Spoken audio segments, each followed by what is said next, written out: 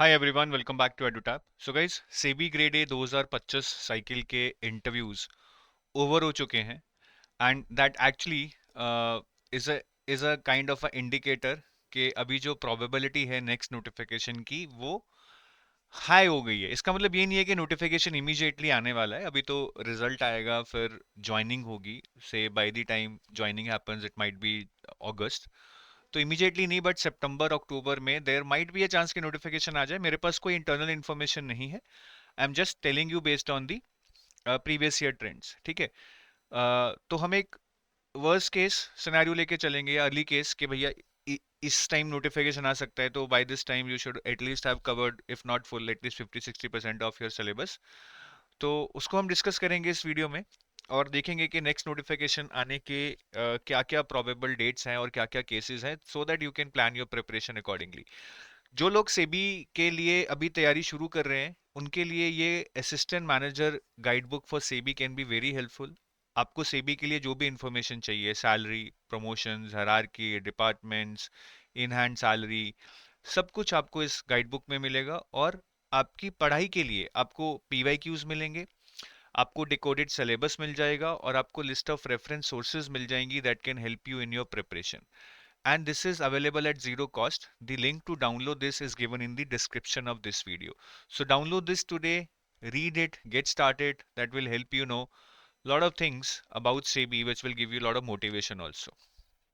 अब next notification कब आ सकता है?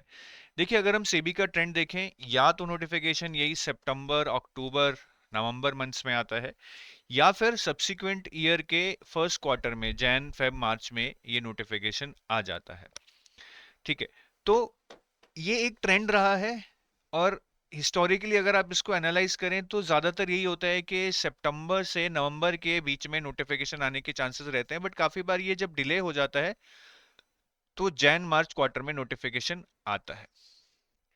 तो इस साल क्या होगा ये तो किसी को भी नहीं पता है, बट अगर हम एक अर्ली केस लेके चलें, जैसा मैंने बोला कि सितंबर अक्टूबर में नोटिफिकेशन आने के चांसेस रहते हैं और दिसंबर में फिर फेज 1 और फेज 2 जैन में होने की पॉसिबिलिटी है।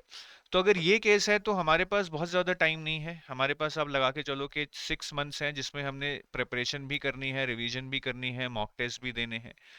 अब अगर यहाँ नोटिफिकेशन नहीं आता है, डज दैट मीन कि यार नोटिफिकेशन नहीं आएगा?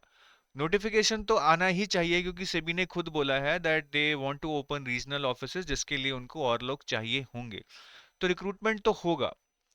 अब यहाँ नहीं होता है तो मोस्ट प्रोबब्ली जैन मार्च क्वार्टर में हो जाएगा, मार्च में नहीं होगा तो अप्रैल में हो जाएगा। तो इसका मतलब अगर आप इसको देखकर भी तैयारी कर रहे हैं, दैट डजंट मीन के प्रिपरेशन वेस्ट चला गया। चीजें डिले होंगी, थोड़ी पेशेंस टेस्ट होगी, but that is what you need to be ready for, क्योंकि इसमें साइकिल फिक्स नहीं है। तो ये एक एडवांटेज भी है और डिसएडवांटेज भी। एडवांटेज है कि बहुत सारे लोग तैयारी नहीं करते हैं तो कंपटीशन कम हो जाता है। डिसएडवांटेज ये है कि साइकिल फिक्स नहीं है। So you might be prepared and you would still be waiting for the exam के कब होगा कब होगा कब होगा, you and you might start losing your patience.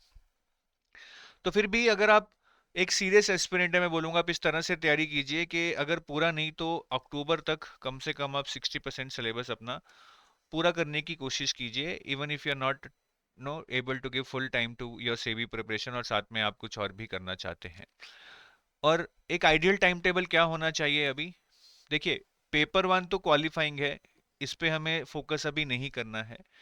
Paper 2 में जो 6 सब्जेक्ट्स हैं यही मेन है, जो आपके फेज 1 में भी आएंगे और फेज 2 में भी आएंगे। फेज 2 में इनका 66% वेटेज है, तो आपको ये अच्छे से कर लेना है। I think everything else will take care of itself. तो टाइम टेबल में आप अपनी प्रिपरेशन को ब्लॉक्स में डिवाइड कर सकते हैं, block 1, block 2, block 3, block 4। Block 1 मैंने 1.5 महीने का बनाया है। इसमें आप 2 सब्जेक्ट्स पढ़िए, मैनेजमेंट और कॉस्टिंग। एक सब्जेक्ट मैंने इजी लगा दिया, एक थोड़ा डिफिकल्ट। टाइम है तो क्वांट पढ़ लीजिए, नहीं तो छोड़ दीजिए। ब्लॉक 2 में हम अगेन सेम फिलॉसफी यूज करेंगे।